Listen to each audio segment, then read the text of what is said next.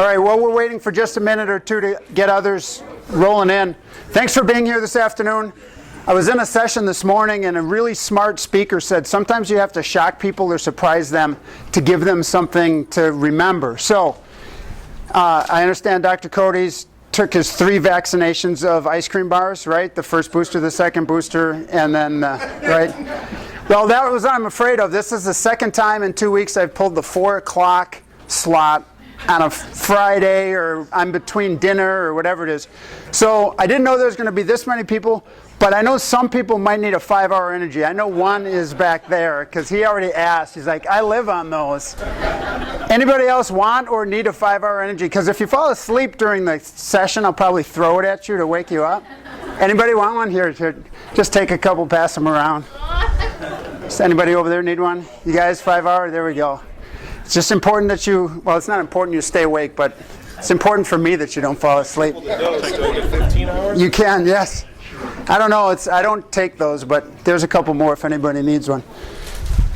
So, I don't do that either anymore. All right, so let me open in a word of prayer, if you wouldn't mind joining me in a word of prayer. Gracious Lord, just thank you for the opportunity to be together with brothers and sisters in Christ and talk about schools and your kingdom and how we can make every ministry grow and thrive and just not survive. Just be with us today as we discuss many different aspects of the business of education. And I just thank you for the ministries of each one of these brothers and sisters, and just give them the inspiration, the power, and the enthusiasm and energy to do their best work to glorify you each and every day. We ask this in Jesus' name. Amen. So there was a boy born in Portland, Oregon in the early 1960s. And because his mom and dad were all about Lutheran education, because they thought Lutheran schools matter, he went to Trinity Lutheran Grade School, right? And then he went to Lutheran High School. And during those formative years, pre-K to 12, many people influenced him. Many teachers, friends, counselors, coaches, list goes on and on. And at some point in time, somebody tapped him on the shoulder and said, man, you'd be good in education. You should go into education. So he went to that Lutheran high school because Lutheran schools matter. And so he decided to continue his pursuit, and he went to Concordia University, Wisconsin, where he got a BA and a master's in education and educational administration, and continued on this journey, wasn't sure what he was going to do. And I tell you the story because I fast forward to now, and some of you may know him, you may not. I know we're from all over the country. But that same man now serves as executive director of a school called Faith Lutheran Middle School and High School. If you don't know about Faith Lutheran, they have 217 kids, or 2,017 kids in that school. It's the largest LCMS middle school, high school, and probably, we're still looking at this, but we're pretty sure it's the largest Christian middle school and high school in America. Pretty successful, pretty amazing. If you've never been to Faith, you should take a trip. Except you're in Phoenix, so the weather's pretty good here as well. But here's the question. I don't tell you that story because he's been a mentor of mine, been a mentor of many people in Lutheran education. But the question is this. The question is, sorry, I'm going to stand in the middle of that all day. The question is, what if? And what I mean is, what if Lutheran schools didn't exist for Steve Buch? What if he didn't go to Trinity Lutheran Grade School because it wasn't there? Or he wasn't able to attend the high school? Would faith be the same? Maybe. There's other leaders and all that. But the idea of Lutheran schools not existing changes the world, just as Lutheran schools existing changes the world. So I'm sure nobody followed directions, but I had a really nice thing up here that said, draw the current or future financial state of Christian or Lutheran education.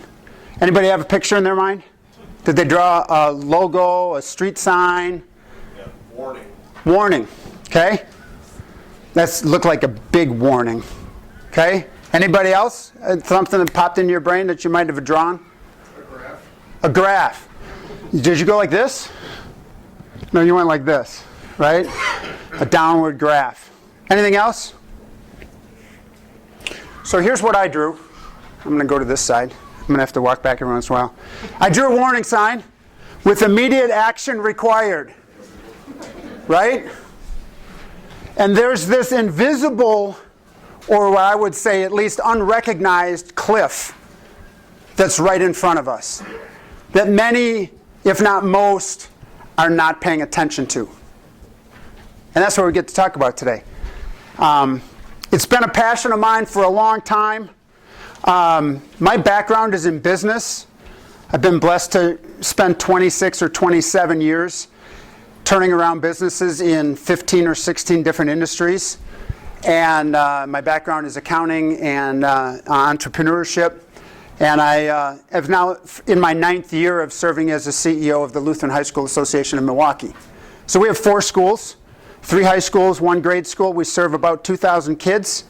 And my job is to work with our team to be in the business of education. And I think there is a distinct difference between education and the business of education. And so today, we want to talk about the business of education. That's my family. I've got 3 great kids and their wives and 3 grandkids, and my beautiful wife of 38 years. But here's what we want to talk about: solving the problem of the business of education. I believe that most, if not all, private K-12 Lutheran schools are solving the symptom of the financial problems and never focus on the problem. And so sorry, I just switched it too fast. That the pamphlet has all of those in there. Every slide and all my notes are on your chair, so you can use it as you need. So here's my point. Forbes magazine did 5 principles in 2021 to have a successful or thriving business. And the first one, being innovative. The second one, during COVID, certainly becoming bulletproof. The third one, taking care of your employees. Those all make sense. 5, customers are king. But financial expertise is something that I believe has been long, not overlooked, but just untapped in education. Okay? Let me explain. In one of my businesses, I had the ability to sell products to both Kmart and Walmart. You've probably all purchased something from both of those at some point in time in your life. One of these stores no longer exists. And one of them is still thriving today. They sell the same products. They have similar distribution systems. They serve the same needs. What's the difference? One of them intimately understood the details of operating their business. And the other one said, we're big and great things are happening. We're just going to keep riding along and it's going to be great. And I can put an exclamation on that point this way. I sold to both of those companies. I sold the exact same product to those 2 retailers, and I was making money with both of them. And I sold the one to Walmart for $6.99 a unit, and they bought hundreds of thousands. And I sold the one to Kmart for $10.49 a unit. Same product. Some of them knew the business better than others. Walmart's still here. Kmart is not. So I'm going to do this in 2 sections. And please, as you have questions, or if I'm not making sense, or you want to stop me, please raise your hand in the middle. It's informal from that nature. I was able to do an analysis and an assessment, a case study, if you say, on 56. They're Christian, not all of them Lutheran. About 30 of them were Lutheran. 56 Lutheran schools ranging from K to 8 to 9 to 12, and some K to 12. And look at a financial model and ask them some questions. And I put together this financial picture, and I absolutely understand that your results are going to vary, right? You're not this exact school, but you should be able to do the math and scale it or follow the idea. So I want to put the picture in place first, and then we'll go talk about possible solutions and some of the things that we've been able to uncover. Make sense? Okay? There's extra 5-hour energies if anybody came in late and they're falling asleep already. So here's the deal. This is based on a $5 million budget, okay? Not a gigantic school, not a tiny school, but it's a $5 million budget. And Of the 56 schools, again, that put them together, averaged them, worked on this, of the 56 schools, salaries made up 65% of their budget, benefits made up 13% of their budget, which is 78%, and then other expenses were 22%. Can anybody relate? Might not be perfect, but can anybody relate in the bill? Yeah. So we got some people like, okay, maybe your number's a little higher, maybe your number's a little lower. Conveniently, those same schools, 78% of their expenses were covered by tuition revenue. So 78% of their total operating expenses were covered by what they could collect in educational revenue. So there's a gap, right? Does that relate to anybody? Right? I see a couple people nodding their head. I don't know many schools. I know there's a few that can collect more revenue than their entire operating budget. And please stay after and share with me your magic on that, because it's not the norm, right? At all. Other things, 5% of your facilities, 5% of your budget included facilities and maintenance, 2% for IT upgrades, no specific capital improvements, no significant enrollment growth, and no changes in your advancement efforts. And then our assumptions moving forward. Tuition, we could increase 2.5% per year. Salaries, we're going to give a 3% salary increase per year. Benefit costs go up 6% a year. And I know the last one we're going to have to change in today's current society, but when I did it in November, 1.5% of inflation seemed like a pretty reasonable number. Right? That's just going to make this look worse. Right? So those are the numbers. Okay? Can we kind of agree that that's a conservative approach and it might make sense to education? So here's the problem. In 2 years, in this school, in 2 years, your expenses are 102% of your revenue, or you have a $114,000 gap that you have to solve for. Right? It's just the math. In 2 years, you solve for a $114,000 gap. And you find all your best people, and you're super excited, and you get in a room, and you go, okay, how are we going to make this work? And you go, you know, Steve's going to retire this year. Let's not backfill that position. Let's get a part-time position. Or, we don't need to do the parking lot this year and redo it. Those cracks aren't too bad. We'll do that next year. Or, you defer in your technology. You skip curriculum upgrades. You freeze salaries. Hopefully you don't have to do that. Instead of giving 3%, you give 2%. Right? You do kind of like all of these things. I call it the cut and defer approach to come up with a solution.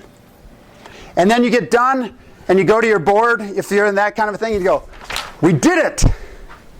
We solved it. We're fine. Past this budget. It's balanced, and we move on. Right? Sound familiar? But that's the symptom. It's not the problem. Because here's what the numbers really look like. The next year, guess what happens? And the year after that, and the year after that. You have the exact same problem that comes back, and you go, okay, we have a $114,000 problem again. How do we solve that? And then how do we solve the next one? And the next one? And the next one? And after 10 years, you have a $716,000, or 112% of your revenue is in expenses. And that's the gap you have to solve. And if you care to take it out 20 years, it's $1.9 million. And if you really want to think long-term and plan 30 years, it's $4 million. It's a $4 million gap. Sustainable? Any of those in business? No. The reality is we never get there. Right? The reality is we never get there because we cut and defer, cut and defer, cut and defer, until our schools look like Kmart, or my favorite, Kentucky Fried Chicken versus Chick-fil-A. Anybody eat a Kentucky Fried Chicken? How about Chick-fil-A? Same experience? Not the same, right? Cut and defer, cut and defer, cut and defer, until you become irrelevant in the market, and your students and your families, or your donors, the people that support you, go, there's a better choice out there. I love you guys. I really want to be here, but there's so much better choices. That's the reality of the problem that we need to solve. What an uplifting presentation. We should all rush out of here, right? Right?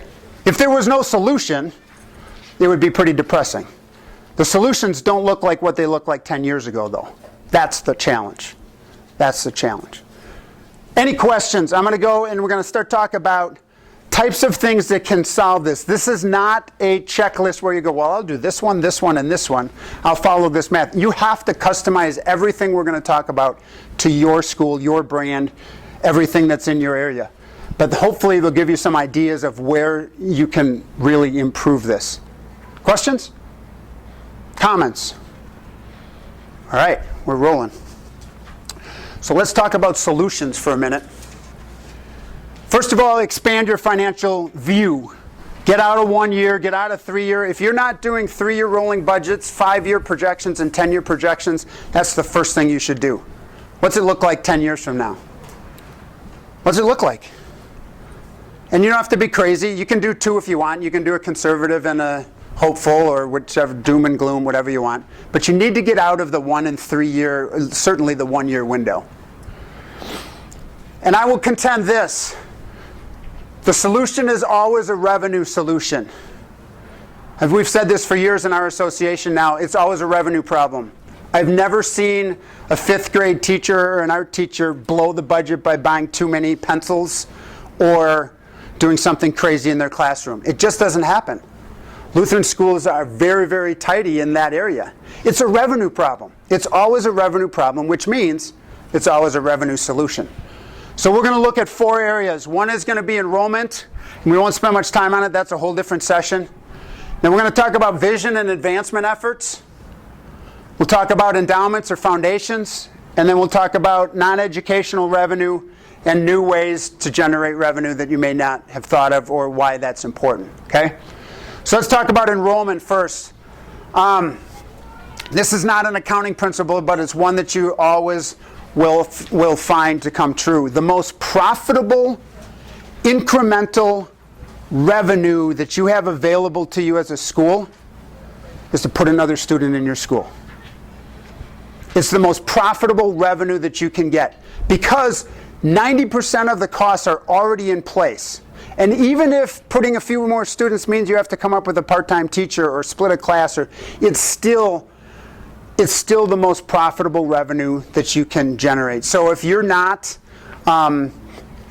full, figure out a way to get full.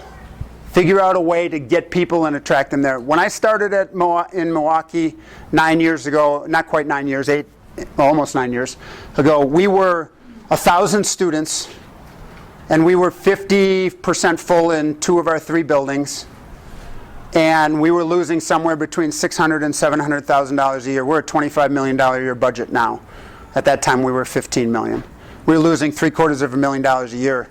And we were in trouble. We also had the added beautiful benefit of having almost $30 million in debt. That's not a pretty picture. We were able to go from 1,000 students, now we serve just over 2,000. And because of a lot of amazing people that are in the team I get to be part of, we're making good money every year. Our debt, thank you LCF for helping us with that. Our debt is now down into the $13 million range. And our supporters, guess what's happened to our support? It's gone through the roof. People want to be part of what we're doing. Enrollment, enrollment, enrollment. Get it as high as you can. And talk to some people that do crazy things. We have a friend in Colorado that says, the joke around their school is don't clean out a closet because Dan will make it into a classroom. He's putting kids everywhere. He's got 815 kids in a school. Is probably good for about 600. And he's like, they're jammed in the hallway and loving it. They're all up in each other's face and they're loving it because it's community, right? They figured it out. So enrollment, that's the one thing. That's the first thing I want to say. Okay? That's all I'm going to say about that. Let's talk about vision and advancement for a minute. And this is about another presentation that I would love to connect with you on this after this session for as long as you want to talk. There's a big sheet in front of you. This is ours. Okay? Brand, mission, vision, core values, your differentiator. To steal some terminology from Simon Sinek, why does your school exist and why does anybody care? Why do you exist? Why does anybody care? And if your school closed tomorrow, would anybody notice? Or would they just move along? This is the ticket to dollars. The money will always follow the vision. The vision will never be created because you're getting a bunch of money. Never happens that way. Is your vision, is your brand, is what you have to offer so compelling that when people connect with you and connect with your school, they walk out and they go, I don't even know what's going on there, but I need to be part of that. I just don't, it's just, you should just see what that place feels like. You just need to, here, let me bring you and take you in. That's what it has to feel like. So for us, we are incredibly intentional about this whole aspect. Everything, all of the decisions we make in our association are built on this brand building. Our brand is who we are. We teach truth. We teach the Bible. Jesus makes all the difference. That's who we are in our organization.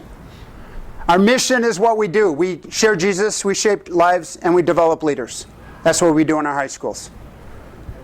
And then our vision is where we're going, what we aspire to be. We aspire to provide exceptional experiences built on Jesus Christ and His Word. We will ensure, scary word, we will ensure exceptional experiences in our 4 pillars of focus: spiritual growth, academics, athletics, and the arts. All that stuff's kind of normal, right? Everybody's got a vision and a mission and maybe that. And then we have core values. Most schools now have core values. Ours are biblical truth, relationships, communication, growth, and love. Still also like, okay, well, what does relationships look like on a Tuesday in English class?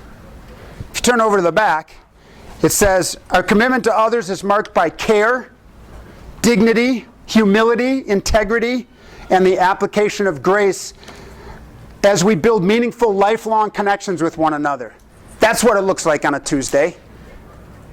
How was your relationship with that kid that was a little off today? Were you humble? Did you invest in them? Did you care for them? Were you there for them? So every descriptor that you see on the back of this is how we gauge ourselves and how we're doing in our brand mission and vision. And then we can challenge ourselves. You look at the words that are on there.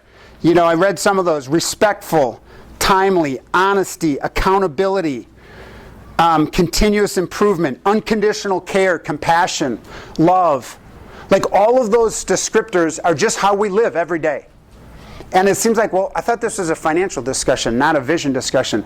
The reality is you have to do that and then the money will come. People will want to be part of that if you're that clear and that intentional about this is why we're different. We are different because we teach truth. Jesus makes all the difference. And we are growing leaders here. We are sharing Jesus here. We do this like nobody else can. And when they see that every day, right, that's a whole another thing too. Now you have to deliver on this. When they see that every day, they're like, how do I sign up? I'm in. Let me help. Let me help in whatever way I can. Okay? I'm going to stop on that. Obviously you can tell that's a soapbox of mine. That's an area I passionately believe in. There is no time we get together with anybody that we don't talk about brand mission and vision and what it means to us. We've seen the results. We've seen the results. It works. All right, let's talk about advancement efforts. We'll get into some of the details of money, right? Talk about advancement. Jim, do you have a question or are you just pointing? I was just I know you thought a lot about this, Cole. What if people don't want Jesus?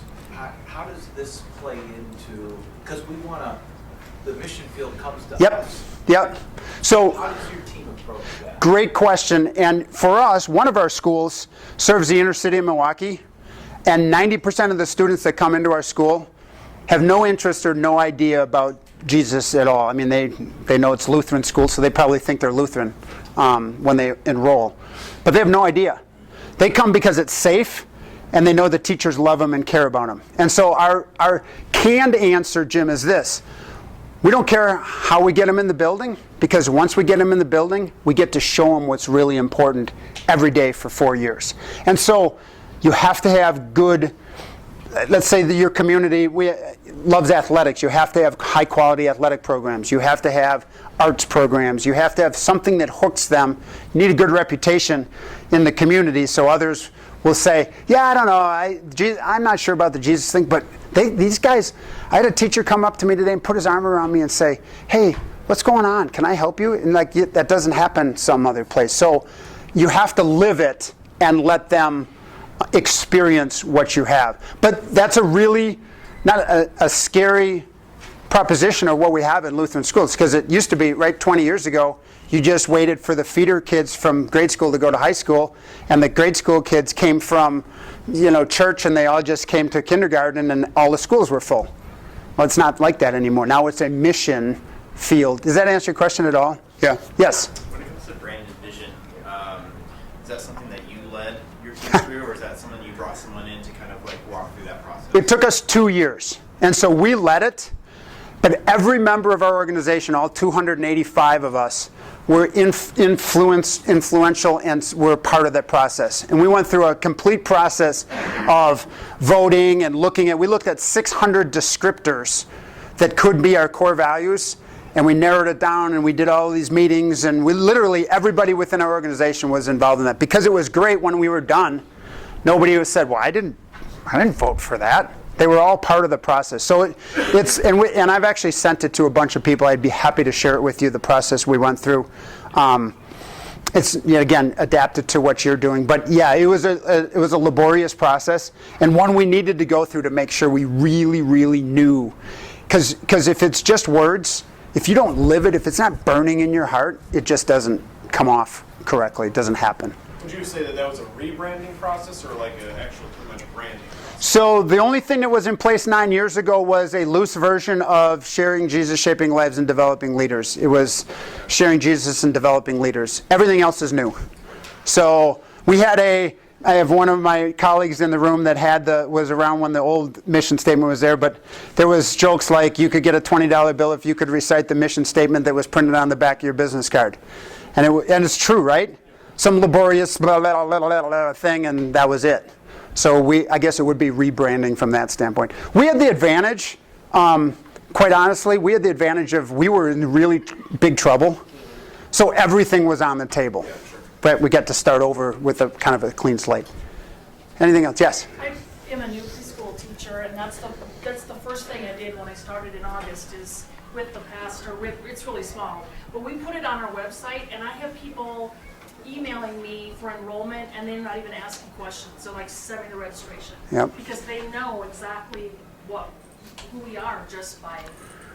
And as soon as they get that experience face to face, if all of your people, like I've got maintenance workers. We've got maintenance workers that walk down the hallway and go, "Hey, Steve or Sally, can I help you with that?" And we got students that are like, "Oh, I'm going to pick that piece of paper up and throw it in the garbage. I'm not going to once they experience it in your school, then it's contagious. Then you can see it all over the place. So that's great. Anything else? Those are great. Thanks. Appreciate that. So let's talk about advancement efforts.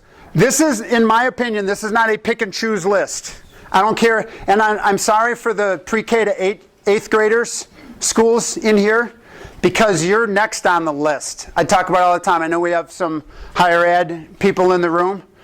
When you go to ask a donor to give you money, the first thing they're going to give to is their college. Dang it. They just do, because they became a doctor or they became a whatever success because of their college. Then after that, if there's any money left over, or you have a compelling enough vision, they might give some money to the high school. And then after that, I don't know how many people said my personality and my worth was formed in grade school, but it probably was. But they don't give to the grade school as much. So you might have to work a little harder for some of this if you're in the K to 8.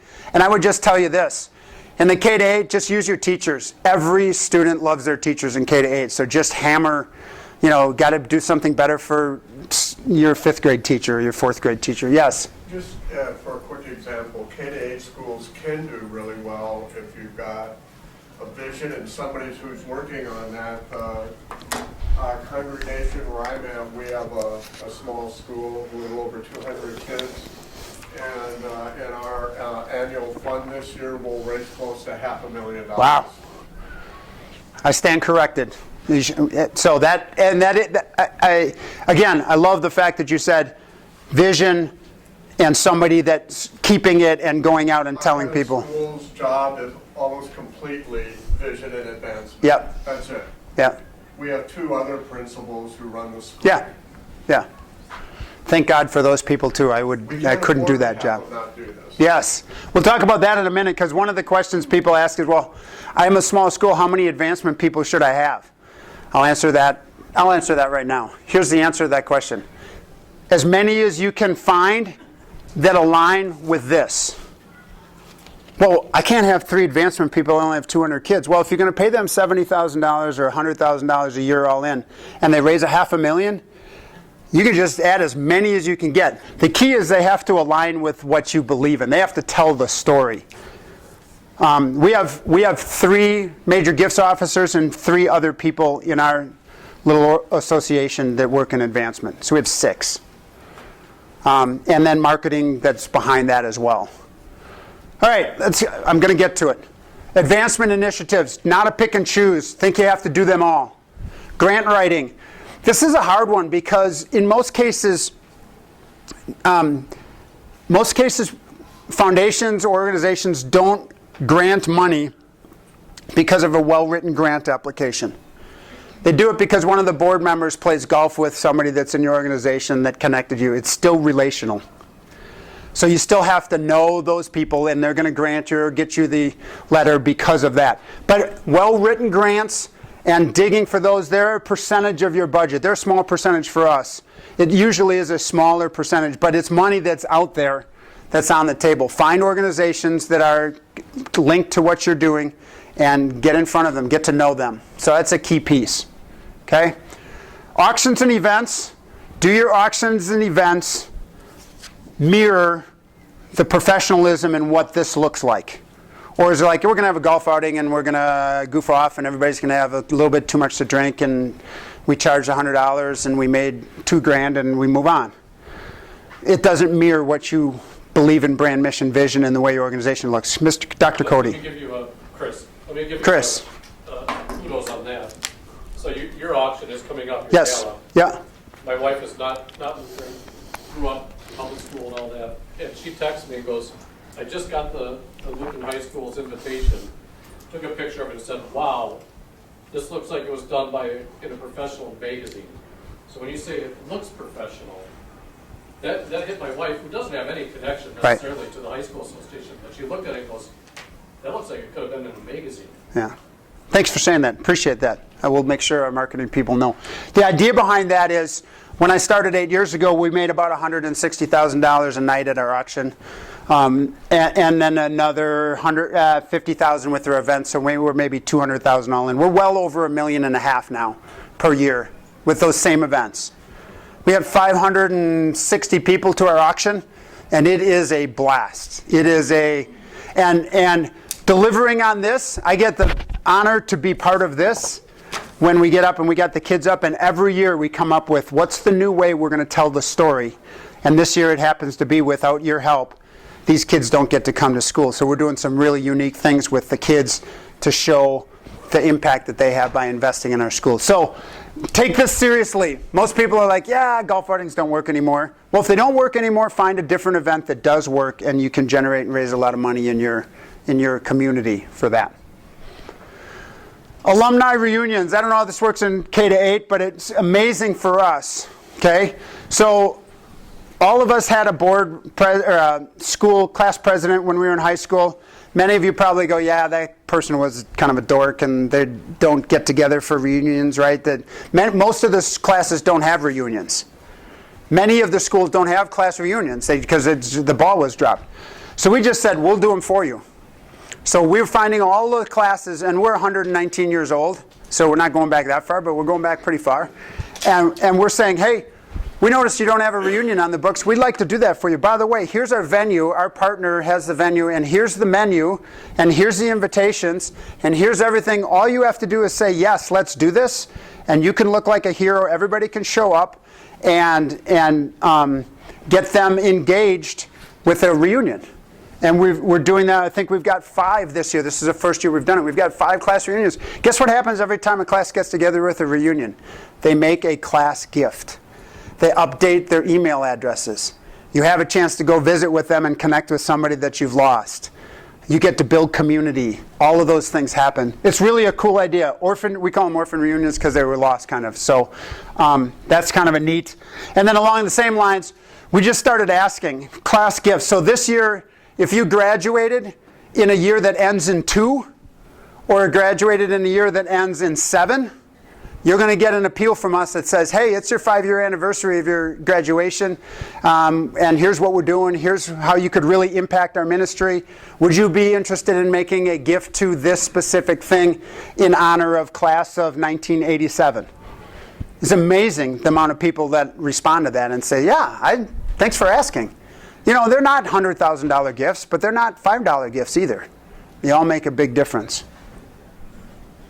Appeals. Most of you probably do appeals. We're very strategic about who we send them to. Sometimes we do the Libunts approach, last year but not this year. We send it to people that donated last year but not this year. We never send a Thanksgiving appeal. We send a thank you letter on Thanksgiving.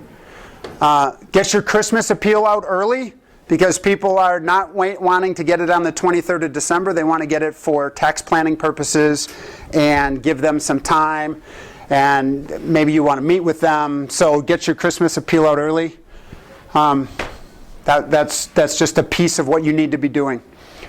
Split out budget items. For us, this was a big one, because people love to give to things. They don't want to give to operations. How many people had a really successful annual fund campaign where they got 10 times the amount of money they were hoping for? It usually doesn't happen, right?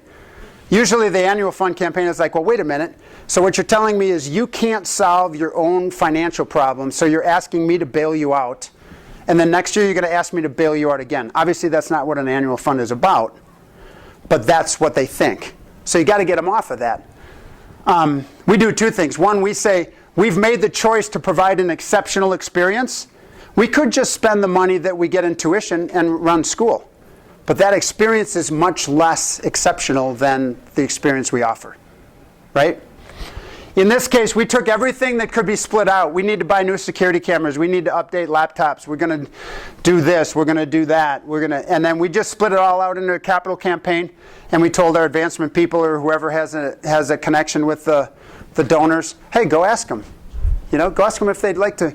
You know, you're an ex-police officer. You care about the safety of our students. We'd like to add 5 new cameras and do this new ID system. It's $25,000. Could you help us with that? So we just split out our deferred maintenance or our capital outlay every year. And for us, it's about $1 million a year. And we're just going to ask for it as independent opportunities. Teacher wish lists, those make sense. Those are easy. Especially in high school athletics, again, and in grade school this would work too, right? Because everybody who has a 6th grade daughter is going to be the next soccer player or the next whatever. They spend $900 a summer running around the country and gear bags, and like they think they're going to be the next big thing. They want to invest in athletics. And for years we said, no, you have to give to the operations. We're like, well, that's silly. They're not going to give to that. They're going to give to what they love. So make it an opportunity. The key is, if you need your soccer goal nets repaired, don't let them say, yeah, I'd love to give the soccer program. I'm going to get all new uniforms. Well, we don't need uniforms. We need soccer goal nets. So you have to guide them and teach them how to do that. And then we've gone to online as well. So it's the old crowdfunding type of an approach. If you go to our websites and you click on Help Athletics, you click on it, you can see all of our sports and our drama and our robotics team and all of that, and you can just give directly to it. Usually it's for grandmas and grandpas and aunts and uncles, because all of our participants in that sport at the start of the season, along with the coach, have a text option on this function that says, hey, I'm in volleyball this year and we would really love your help. Can you send us some money? And hit send, and it goes to all of those people. And so that's been a very powerful program for us as well. Alumni management and tracking. Anybody have a really good program to be on top of what happens to your students when they leave? I mean, the colleges do it better than the high schoolers and the grade schoolers do.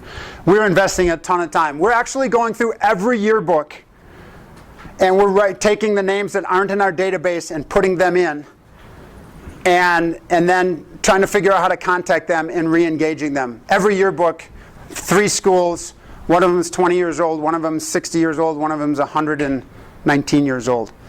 It takes that kind of an effort. All right? And then education to your donors.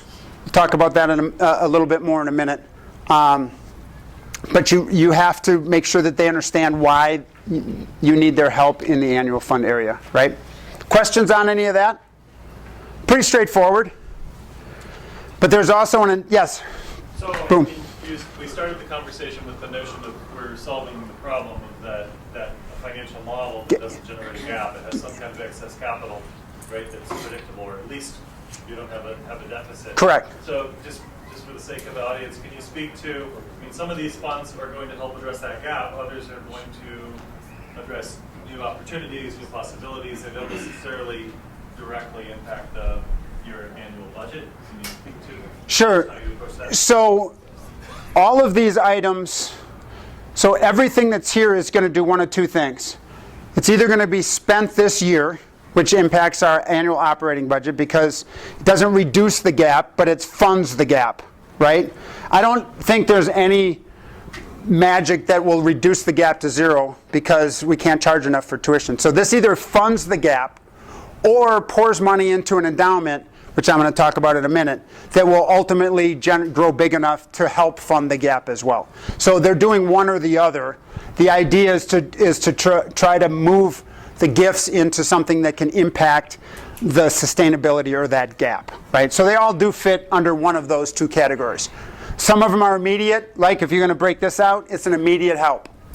We're just going to, so because if somebody funds this formally, then we don't have to use something like this to fund that gap, right? So they're all going to work on one another. And I will speak to that just in a small scale. So I have part of my job is to help run the PTO at our school, and like I can vouch for the validity of that. But like when we give a specific goal, like we're working on selling popcorn right now. We have a local popcorn company, and he is a First Lutheran alum. And so we have asked every child to sell 5 bags, and I've given exactly what that number equals and exactly how much the outdoor pavilion is we're wanting and how much that will get us closer to the goal. And so many parents have told us, you said 5, I can sell 5. We did that for Apple TVs last year and got new Apple TVs for every classroom in the school. Our popcorn sales were $20 over what we needed for all the Apple TVs in the school. Yeah. Giving them that goal was so beneficial. So that's one of the things that's actually changed. I don't have any statistics that I can pull up today. I've looked at some of it. One of the things that's changed in your donor base is the fact that current donors, as opposed to right in the pocket of the baby boomers, current donors like to give to something they can see and feel like they made a difference. They're like, see that?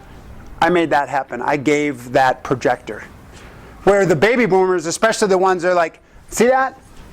I sustained Lutheran education for another 5 years because I know that's important. Like, that's a different intrinsic versus external reward system. And there's nothing wrong with that. It's just the reality of what we're working in right now. So let's allow them to be engaged and happy about solving that problem in the way they want.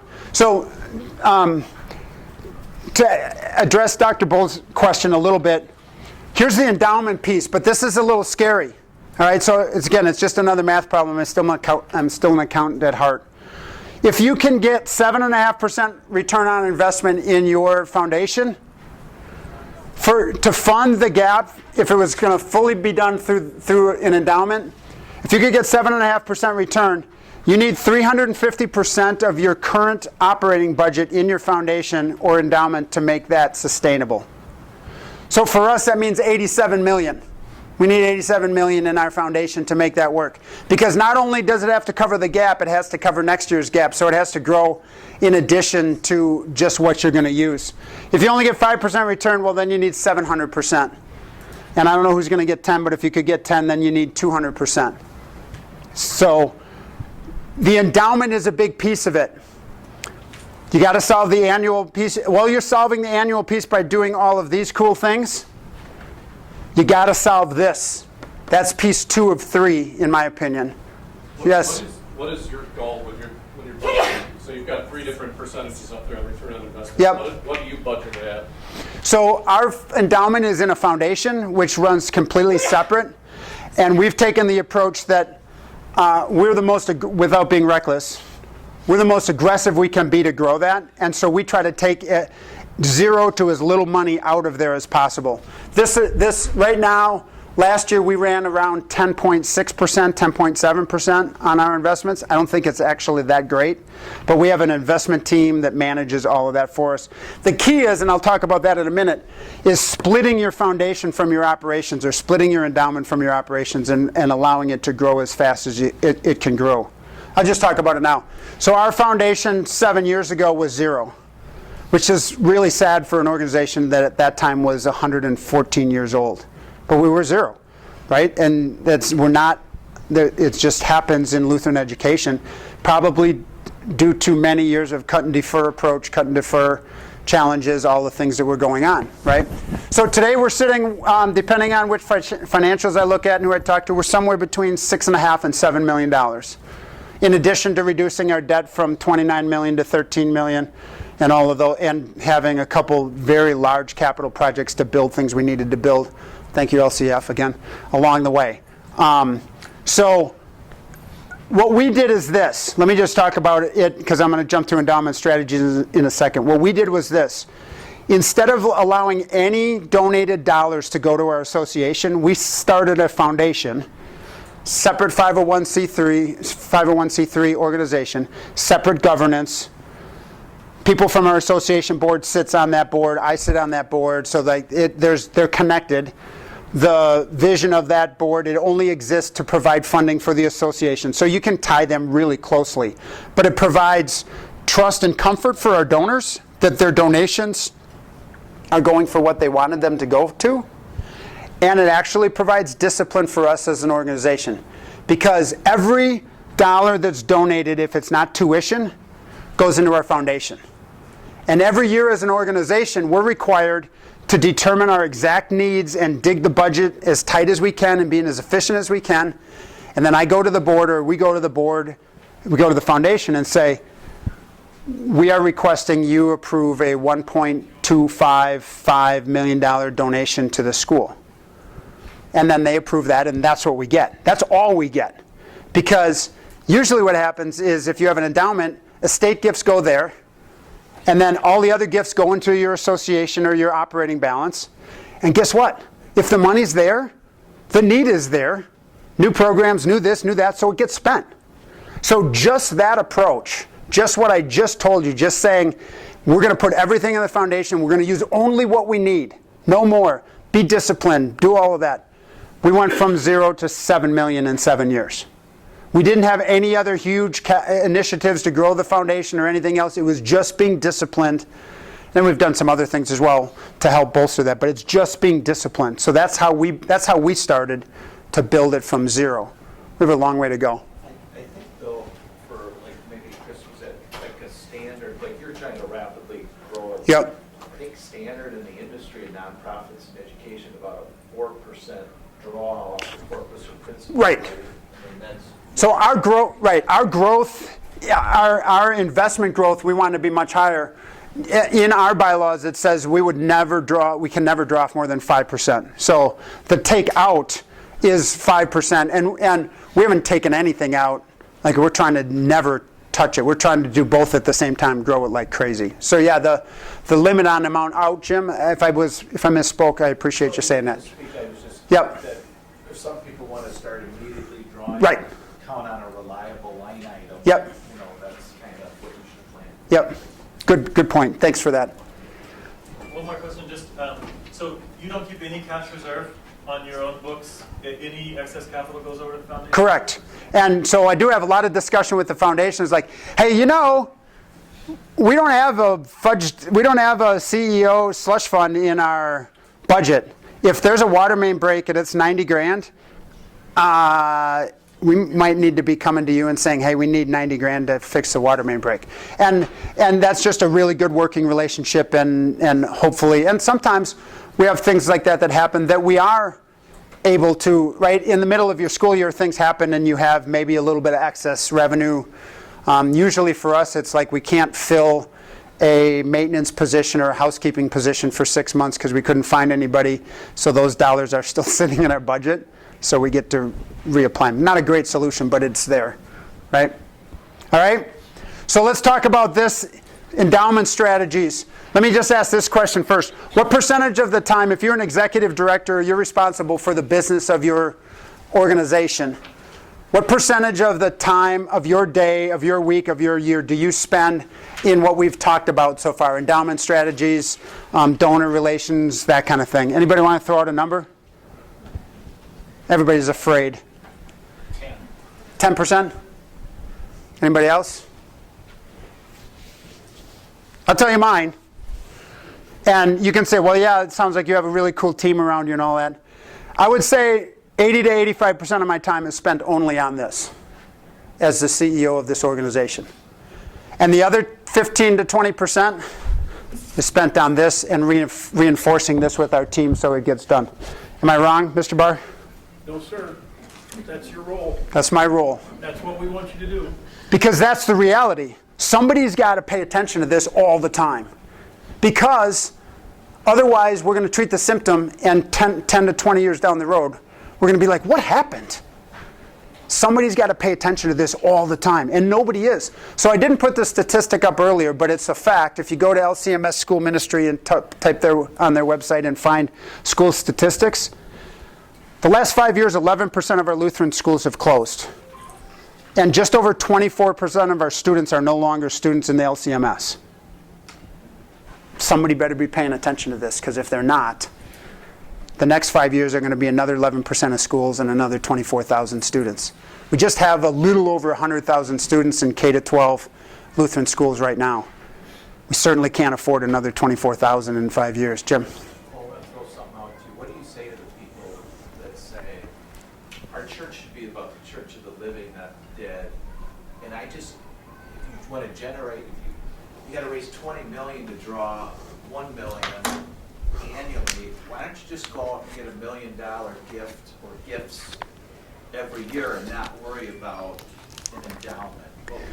Yeah, so what I would say is there's a stage of a giving cycle for every person. Like when you got out of college and you got contacted by your college and said, hey, congratulations, alumni, you're a Falcon, can you give to our annual fund? What'd you do with that? Whew. Like, I'm eating ramen noodle soup and I'm hoping that I get a job. I'm not doing anything. And then you have a family, and so your giving cycle, it starts later in life. You don't grow wealth until your kids get out of the house and out of college and all of that. You don't start to actually build wealth at that time. So the giving opportunity for people in their life cycle is very, very small until they get to the later years in life when they're thinking about end of life and they're thinking about those types of things. And so we see it all the time. We just saw this. We had a $1,000 a year giver, less than $1,000 a year giver, and didn't really know them very well. Gave $1,000. We sent them notes and encouraged them to come in, and and then it never happened. Just $1,000. And we got with them, and now they're in their mid to late 70s. Like, hey, just want to let you know you're in our will. You're in my will, and we wanted to leave. We're leaving, 50% or 30% of their estate to the high school association because we've been faithful. So all of that work, right? All of that, $1,000 a year for 30 years, 30 grand. They're like, well, thank you. And I was like, well, would you like to know how much it is? And we're like, well, of course we would, but it's $750,000. That gift you could never get when they were living. You couldn't be like, hey, just take part of this and give it to us now. So you have to, you just, the opportunity to get large enough gifts every year doesn't happen. And I think the other thing too is they feel like that's a legacy gift. That's what we call it anyway. It's a legacy gift. And if they're giving $1 million a year, or they're $30,000 a year, or whatever, they just feel like they're putting a Band-Aid on the problem. They're solving the symptom. They're not really doing it. So that's what we talked about. Yeah, I would just add too. So I spent 3 years at school on the brink of closure. I signed a 3-year contract for a turnaround effort. And I'll just say that other reason I would argue here is predictability and insulation from risk. That's what the endowment does as opposed to an annual fundraiser. What if, for example, you have something beyond your control, a teacher who does something terrible, and it destroys the reputation of your school, and your donations drop massively for the next 3 years. Your endowment's still going to pay out annually, but Right. the annual gift doesn't. Yep. And that's what you're trying to protect it and have some stability. Yep, thanks for that. Yes? Well, is it true that, when people see that you have this fund already and they're giving to this, people actually give more to that than when you have like this consistent $1 million need? I mean, isn't that? Absolutely. People actually will give more to a fund that's already existing rather than continuing to reapply. And a lot of it is your relationship with your donors. If they absolutely, we spend a lot of time talking to them about what this all looks like. And so if they actually understand it, when they give that, they're giving for the same reasons we're giving, because they're so passionate about, like, we don't ever want this school to not be here. We want it to always have better whatever it is. And so their interest in giving goes up instead of like, okay, I'll help you, right? Because that's the cut and defer method. Hey, now we're in trouble. We can't make it. Would you help out? Versus, hey, if we do this now, and we talk about it now. I'm an older guy. I'm not going to be around, unfortunately, in this organization for 20 more years. I wish I would, but I'm just too old. But the next group of people, hopefully we've set it up so they can take it to the next level, right? And that's the whole goal, is like, all of this isn't going to come through in the next 5 years. It's going to take time. All right, let's talk about planned giving. Anybody have planned giving programs in place? Okay, a couple of wigglers. This is your biggest opportunity in order to long-term have this endowment do what it needs to do. Biggest opportunity you have. We use an outfit called SFC Estate Coaching. They're friends of ours. A guy that runs it is a graduate of our school. You could actually use him as well. We have about Faith Lutheran that I talked about earlier. They use him. He has about 20 schools around the country that he works with. Here's how it works. We want our supporters and people we care about to have a will and an estate. Less than 40% of Americans have a will and an estate over the age of 21. So they don't have any plans. So we say, we'll pay for it. Go through SFC, it's hard to say, coaching. Sit down with them. We'll pay for the whole thing. And they can put together an estate plan, put your will together, talk to you about what you want to do, how you can be better, how you can give the government less, give your family more, who are your interests to give it to. No requirement to give to us. We don't know. We're not any part of that. Just, you've supported our high school association. We want to do this for you. And then they go through the process, and then the only step that's left is for them to go to a lawyer to get it filled out, to get the actual document done. And depending on who they are and their investment in our schools, we might pay for that as well. Or they may just do it on their own. It's usually a couple $1,000s. But now they have their will and their estate and everything set up. And then they document those gifts, and we're in the will, right? We set this up 3 years ago and said we want to have 200 planned gifts documented in the next 10 years. We're just in not quite 3 years done, 3 years this June. We've got 92 gifts documented in place. Someday, not today, and we hope not for a long time because we want them to live a long life and all of that, but it's worth about $35 million to our organization. So someday, that's going to come into that endowment. So we got to do all these things in the middle, making it work until all of this comes through. But if we could get another 92 gifts, and we can continue that, now you're starting to gain on it, right? Anything you have in there helps. So it's really, really important. I don't know if it's an advertisement or not, but if you want to contact me, to contact Craig Mellendorf is his name. Like I say, he's doing work all around the country. And we don't touch it, right? Because you wouldn't want me to come to you and say, hey, let me help you with your estate, and you're going to write us into your will? You don't want that. We want to just separate it, right? Comprehensive campaign, we're just about to launch. So we've been piecemealing this to this point. You should have a comprehensive campaign. We think we're going to be in one over and over and over forever and ever. The comprehensive campaign should have pieces to fund the annual fund, to reduce debt if you need that, to build programs, to increase teacher salaries, to give away more to financial aid if you need that, and to grow the endowment. And you adjust those as needed. And make the numbers small enough so maybe you can nail it in 3 years. Maybe it's a 3-year comprehensive campaign that you get done in 2 to 2.5. And then you start the next one. And pretty soon, your community will go, hey, what's the next one? Once you get it done and you have a celebration party, we met our goals, this is where we're at. They'll start saying, well, what's the next one? What are we doing next? Okay? All right. Questions on that? I'm going to go, I have about 15 minutes left because I want to leave 15 minutes for you either to get to dinner or to ask questions because I think I'm legally supposed to be able to go till 5:30, but I won't do that. Anything else? All right. This is where it could make a gigantic difference. In addition to the endowment, anybody doing anything in their schools that has no connection to education that's generating revenue. What are you doing, Adam? They got a thrift store. Thrift store. Yeah. Awesome. And this past year, they brought in over $300,000. Yeah.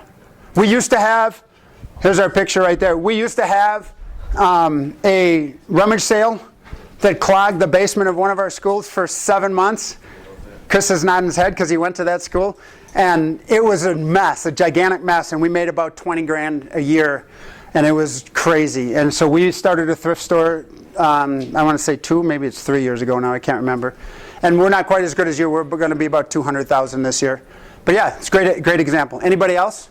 Yes? Yeah, we rent out our gym to basketball programs. We are in a heavily Hispanic community. We have quinceañeras there. Thousands of dollars every night that's used. Yeah. Great. Rentals. And things you don't think about. People that you can use your facilities. Your maintenance people will hate it. But because they're like, well, you can't do anything in the summer because we have to clean the school. So anybody have connection with or know anything about Long Island Lutheran? So Long Island Lutheran in Long Island, New York, for years, generated over $1 million a summer with their summer camps. They bus kids in from all over New York, and it was basically a big basketball camp. They had thousands of kids. They had a swimming camp. There's an anything camp. And it was $1 million every year that they generated in summer camps. Not saying that's what you should do. Again, I'm saying think differently.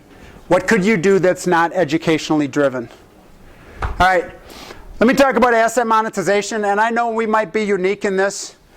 But other things or assets that you could turn into dollars or use a different way. God expects us to use His gifts to their fullest. He wants us to use them to their fullest.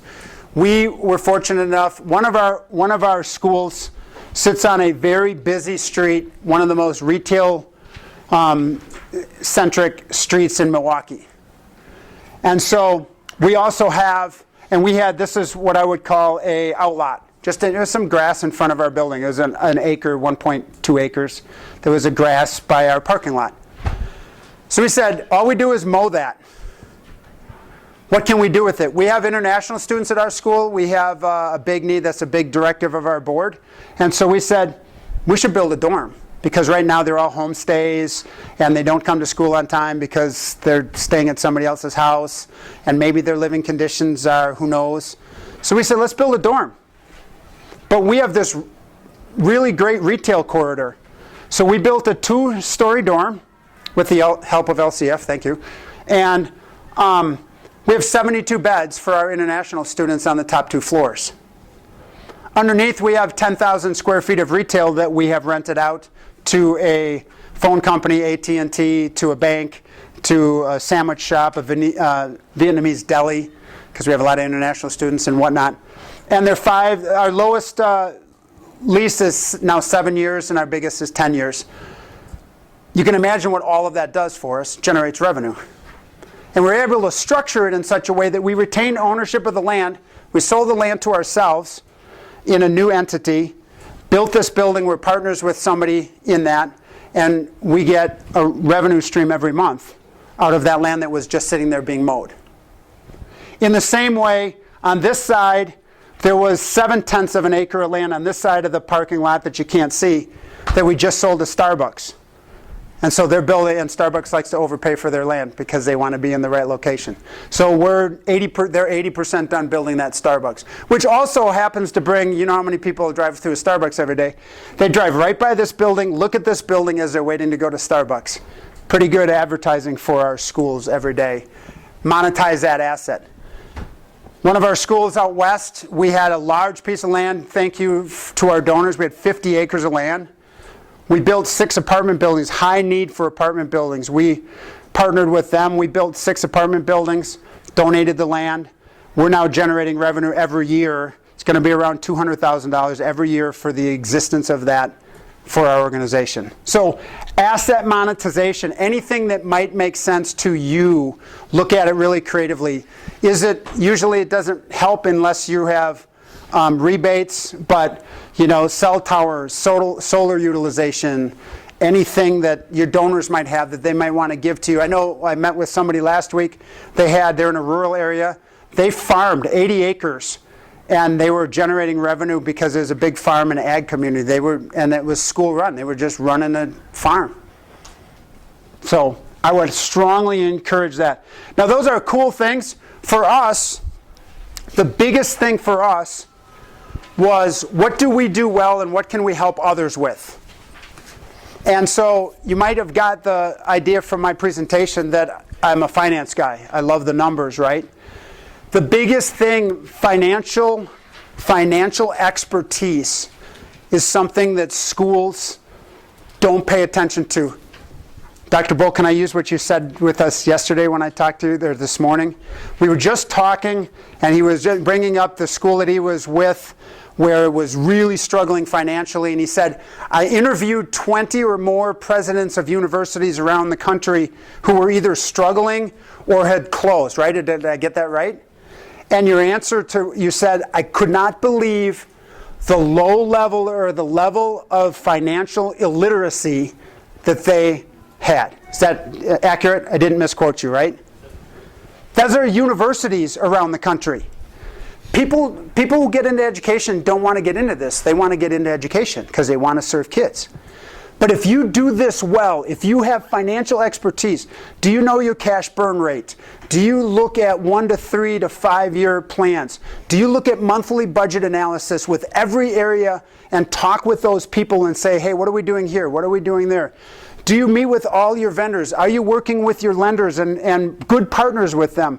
Have you renegotiated your healthcare contracts? On and on and on. All your vendors. On and on and on and on and on. All of the things that we don't have the expertise in. If you have financial expertise in that area, have highly tuned processes for paying bills, have great HR functions, have good payroll process, like all that. All of those things matter, and they matter incremental at a time. So we actually have 5 CPAs on staff at our association. That's probably overkill because that's what we love. Right, but we have it for this reason, because we realize the impact of having financial expertise and digging into that can change your world. It's not a cut and defer, it's become more efficient. So we started, again, one of our profit center for us, but it helps all of Lutheran education. We started a company called Triune about 4 years ago, and Triune's first customer was us. And it was because the guy I really needed to hire to manage all of these financial expertise on a daily basis, because I can't do it. I'm doing other things. He's way too expensive. And I said, well, could I use you 2 days a week? He's like, sure, we could work that out. So we got a fractional CFO. And he's like, well, maybe I should make this a business. So he found another school, and he was working for us 2 days a week and for the other school 2 days a week and making his thing work. And we had unbelievable financial expertise in our building that we hadn't had in a long time. And so the next thing I did is like, okay, we need to buy you. So we bought Triune and him and became a revenue source for us. Now we're serving somewhere between, I don't know, I haven't talked with him today, 17 and 19 schools or organizations around the country. Some of them we're doing everything except education. We're doing their payroll, we're doing their advancement strategies, we're doing admissions work with them, we're doing all their processing, bill processing, financial modeling, we present budgets to their voters, we do everything. And here's what we found. These are 6 schools, all right? A high school with over 350 kids, a high school with over 500, a preschool and grade school with over 300, et cetera, et cetera. At the worst level, after 1 year of operations, we've reduced the gap Just by doing this and letting us be part of them, we reduced the gap. Our worst performance was 30%. We reduced their gap 30%. Our best performance was we reduced the gap 60%. So for most of our schools that we're working with, it's over $500,000 per year that they get to pour into something else or spend someplace else. Financial expertise and doing it this way makes all the difference in the world. And you go like, well, what does it look like? Well, it looks different for everybody. But if you don't have somebody that is breathing and living this at the highest level for your financial analysis and understanding how you should change it, we get into some hard discussions. Like one discussion we had with the school that we came on board with right away is, why do you have 7 security guards? Well, they're part-time, and the one guy used to be a science teacher, and he loves to be around the kids. And it's like, yeah, you're a school of 500. You should have 1 part-time volunteer security guard. You're in the middle of nowhere. The only person that's going to show up is, who knows, the UPS driver. So you have to have those discussions. But it allows us, when we come in as Triune, it allows us to take the emotion out of it, and we can start to convince boards and or people that are like, okay, maybe we should look at that, especially when they see the potential outcome. So I'm not pitching Triune. Actually, I am. If you want to call us, you're certainly welcome to.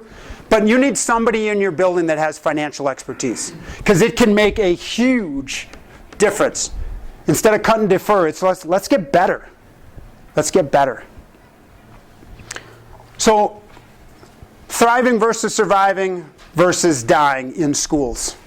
Are we just going to cut and defer until we're Kmart? Or, sorry for the guy who eats at Kentucky Fried Chicken, but are we going to be Kmart and Kentucky Fried Chicken? Or are we going to be Walmart and Chick-fil-A? Right? I mean, you want to take a horrible example with things changing. Are you going to be Blockbuster or are you going to be Netflix, right? Things change. We need to change with them. We need to be great in this. So my thought is this. It's critical that our schools survive. It's critical that our schools thrive.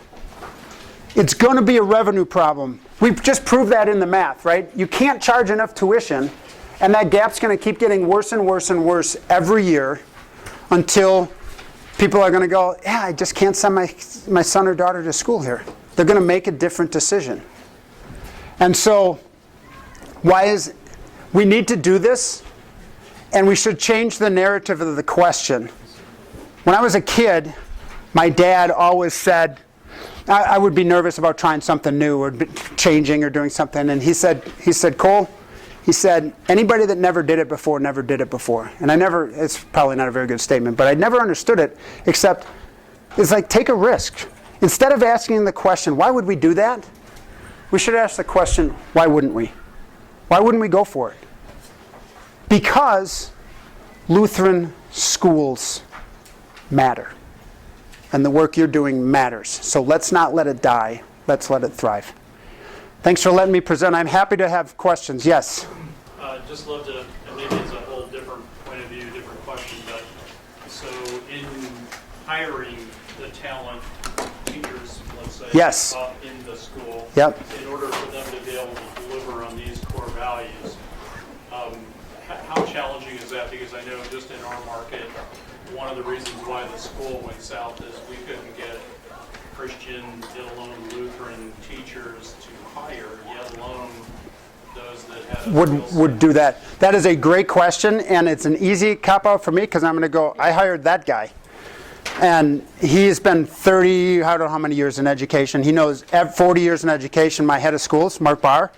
And we talk to everybody, we talk to anybody, and try to figure out who's there, and hopefully we make a compelling enough statement that like, I want to come and work for that place. So it's really hard. And I would say this, I was in a session earlier where somebody said all but one of my teachers are called workers. I think it was Sam Seefeld over at Trinity Freistadt. And that's not the norm. The percentage of called teachers in Lutheran Ed right now is somewhere in the 30s, I think. 26, okay. So we're down to 26. We're active. We're still in the 40s. So I feel like we're in the high 40s, so I feel we're doing great. But we have to actually change that narrative too. So can you teach them? There's school classes, I think you guys are still doing that, right? How to teach them, I don't want to say teach them to be Lutheran. But, what's that? Correct. It's like Lutheranism 101 kind of a thing. So get people that believe in this, get people that breathe and live the type of school you want to be, and then help them get the other tools they need. But it's a challenge. And I don't want to leave you on a downer. I was in a presentation last week where a person who I respect and trust eminently said, here's the scariest fact of all. In all education, we're going to be 70 million teachers short in the year 2030. 70 million. And that is 8 years away. So, yes? Just adding on that, right, if 85% of your budget, 85% of your budget is based on salaries and benefits, then you got to spend time constantly in talent acquisition. And retention. And retention, before the opening ever comes. You got to have a Rolodex of who's the 5 English teachers that I've met over the last 2 years, so that I can start looking at how to plug that spot when one of my English teachers decides to stay home and be a mom or something like that. So it's a constant process of keeping on top of it. And then if you look at the back on those core values, it doesn't say anything about being Lutheran. I mean, those are good values in life in general, and there's certainly good spiritual values. That's where you got to start with, is on the back of that in the interview process of making sure you're getting matches of people who can live and teach those kinds of values. I can always teach them about Lutheranism once I get them on board if they can match the value side of the core value. Have you find that they're open to doing that? Yes, because I believe there's more and more teachers, especially what we just went through, that are actually looking for the authentic kind of experience that we can offer. What happened under the pandemic is right in the wheelhouse of what we do as Christian Lutherans to be able to train people. And I think teachers are going to come to us because they're sick and tired of what they're The dealing with. only difference is before they didn't know this, now they're seeing it more, and when they see it, they experiencing it, it's a whole different. It's a whole different They world. want to work in that environment. They don't want to have a job. Before, You got to expose that to them. I've got contract teachers that are more invested than some call teachers that I've worked with. The only reason they aren't called teachers because they're not Lutheran. right. Before I take another question, I know some of you might want to leave. My information, there should be a card. You can email me, text me, call me. My cell phone number's on there. The presentation, I'd be happy to send to you digitally as well. You have a hard copy. It's what I do day in and day out, so I would love to talk to you more about it and have a further discussion. So I'll stay around. Is there other questions? Yes, Dan. Thank you guys so much. Appreciate it. Friends say that every